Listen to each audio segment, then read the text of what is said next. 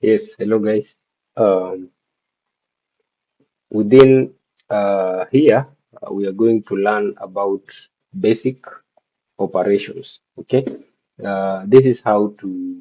We're going to understand how to move objects, how to rotate, how to scale.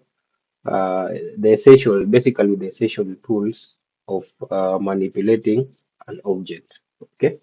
So, for example, I am sure by now you know how to move around Blender. You can navigate, you can zoom in, you can pan, all right? And now, how do we move around our objects? Okay, so anything on our scene is called an object, okay? For example, how do I move this cube upwards, right? Because now you can't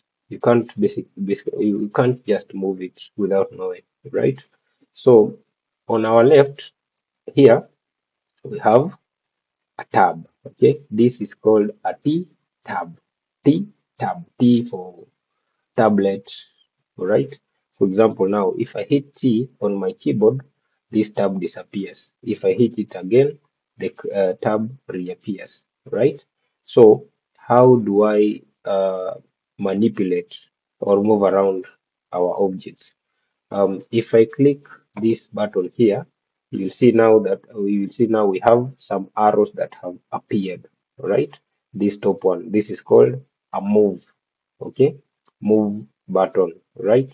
So if I use these arrows, I can move our objects uh, around a specific axis. For this case, now we have the blue one is called the z-axis, the green one is called y-axis, the red one is called the x-axis, right? So if I want to move around my object, I'll move it around using these arrows, right?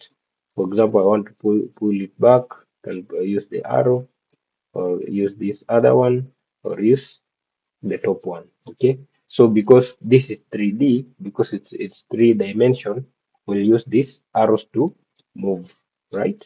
That is the easiest way to move any object inside our scene. What if now we want to um, move without using our arrows? Okay, we can use shortcuts. For example, for movement, the shortcut is G, all right? G, G for grab, all right? If I hit G, I can move my objects wherever I want, all right? If I right click, the object will switch back to its initial position. But if I hit G, then click, then it will now inherit the new position. All right. But if I hit G, then right click, it will get back to our initial position. All right. So if I hit G, then Z, it will move along Z axis. I'm like telling Blender move around Z axis. That's G, Z. If I hit G, X, I'll be moving along X axis, right? If I hit GY, I'll move around Y axis. Okay. What if I want to cancel my movement? Okay. If I want to cancel my movement, I'll just hit Alt G. All right. So if I hit Alt G, I'll have cancelled all my movements. Okay. Okay, the next button is this one. This one is for rotating. Okay, if I click on the button, then use these circles, I can rotate my object, right? If I rotate with the blue circle, this is rotating around the Z axis.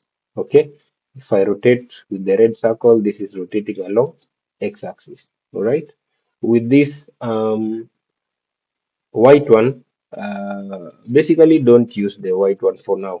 All right, we'll use it later, but don't use it for now because this is not a it's not a specific axis. All right, it'll just rotate based on the angle that you are in.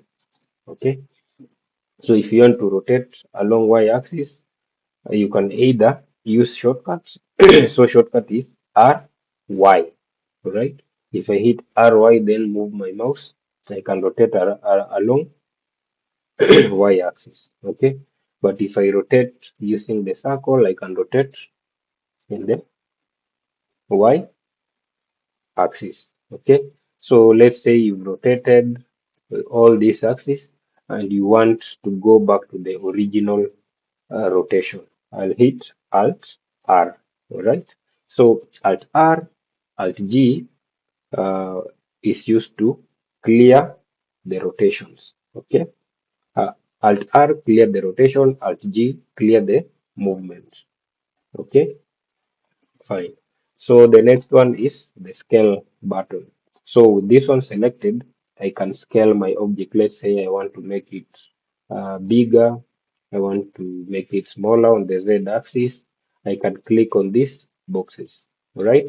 Just click on the big on the box around the specific axis. All right, that is how to manipulate our object. Okay, so all we need to do is to shape it however we want so that it can look, um, we can have, let's say, a specific desired look for whatever we want to create.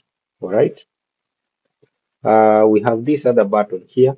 So this button is for, it has all the transformations, all right? For example, if I want to move, I can use this arrow. If I want to move along x-axis, I can move it along x-axis. If I want to scale it along z-axis, I'll make sure I select this button here. Now I can scale it along z-axis. If I want to rotate it along z-axis, select the blue one, and you can rotate it along z-axis. Okay, so this is general, right? And speaking of transformations, transformation, if I hit N on my keyboard, N for NAS, uh, I'll have another tab that comes here. Okay, this tab here contains the more details on the transforms. Okay, if I speak of transforms, I mean the location, the rotation, and the scale of our objects. Right.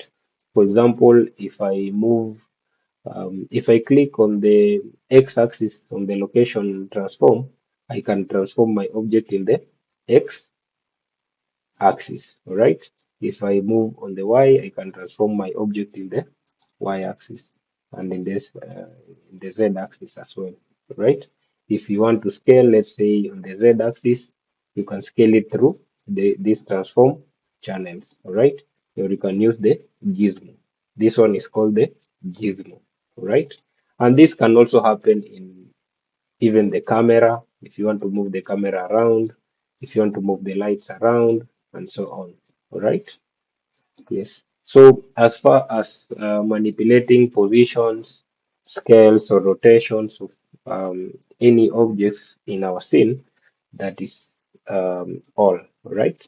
See you in the next video.